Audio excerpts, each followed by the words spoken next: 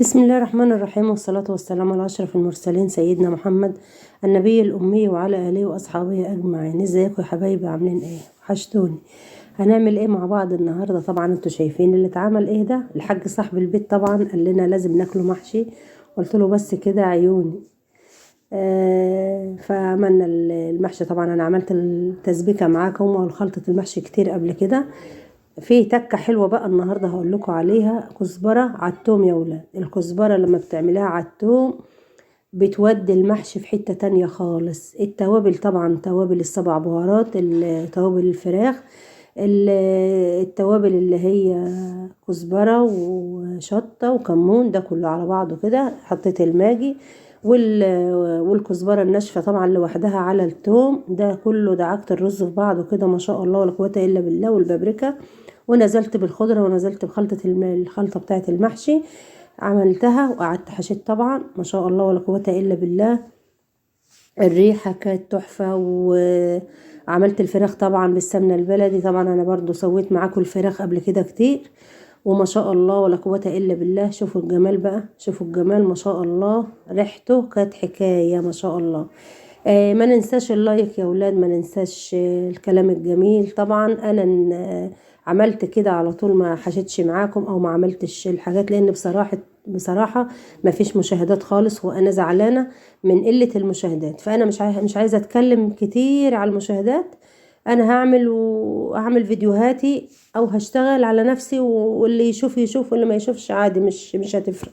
بس بما يرضي الله انا بدخل وبشوف فيديوهاتكم، عشان خاطر ما اوقعش قناتي واوقع لك القناه بتاعتك. انا بشاهد الفيديو بتاعك، فحرام يعني، حرام يعني. انا الفيديو اللي فات ما فيش مشاهدات خالص، فانا مش هتكلم عن المشاهدات.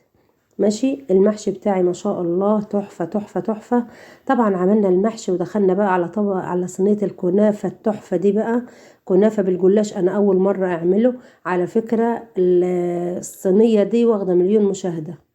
عندنا بقى مش هيبقى فيه مشاهدات خالص. انا كنت جبتها كده في الطاسه اللي انتوا شايفينها دي، حطيت عليها السمنه، وكنت لسه هحمرها وهعمل حاجه تانية خالص. قلت لا، انا هعمل الطريقه الجديده دي. حطيت عليها بتحط عليها السمنه، وتحط عليها شويه سكر بودره. بس انا حطيت سكر حبيبات على فكره.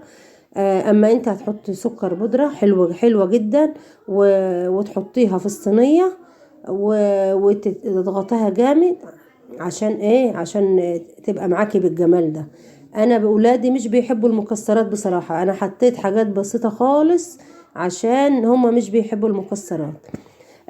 نزلت طبعا بالزبيب وسوداني، عندي زبيب وسوداني فاضل من عندي من رمضان يا ولاد والله. ونزلت بقى عليهم بالجلاش طبقة وتتهني. انا كنت حاطة سمنة بلدي بقى على على السمنة اللي هي العادية دي، مش كلها سمنة بلدي طبعا، مش هضحك عليكم. عملتها طبقة وندهن طبقة السمنة ونحط الطبقة التانية. لما خلصتها كلها ورحت مقطعاها التقطيعة الجميلة دي، كنت مشغلة الفرن طبعا ودخلتها الفرن. اما العسل بتاعها حطيت كوباية سكر وعليها كوباية ونص مية ونص ليمونة، حطيته جنبي. ما شاء الله ما شاء الله تحفة، ما اخدش وقت. وما حبيتش اطول عليكم طبعا. ما ننساش اللايك. المشاهدات بالله عليكم ايه، نتقي الله شوية في المشاهدات. ماشي يا حبايب قلبي. ما شاء الله اول مرة اعمل الطريقة دي، وعايزة اقول لكم تحفة تحفة تحفة ما شاء الله. طبعا العسل او السيرب بتاع اللي انا عملته ده حطيت. كنت بوريكم المحشي هنا كنت بوريكم حلة المحشي. كانت لسه على البوتاجاز.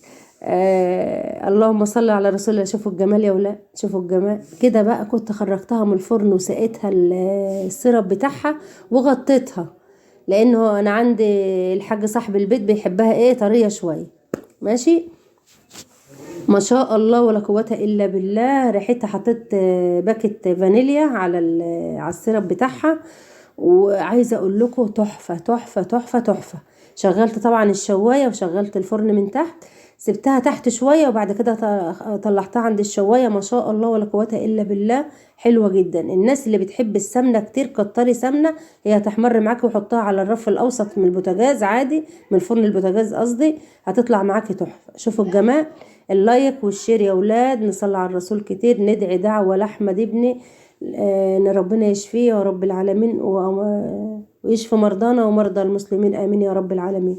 وكل سنة وانتم طيبين يا حبايب قلبي، ربنا يوفق الجميع يا رب. اللهم بلغنا رمضان، اللهم امين يا رب العالمين. وكل سنة وانتم بألف خير. شوفوا الجمال، جميلة، تحفة تحفة تحفة تحفة. انا اول مرة اعملها، بقول لكم مرة تانية، في رعاية الله يا حبيبي.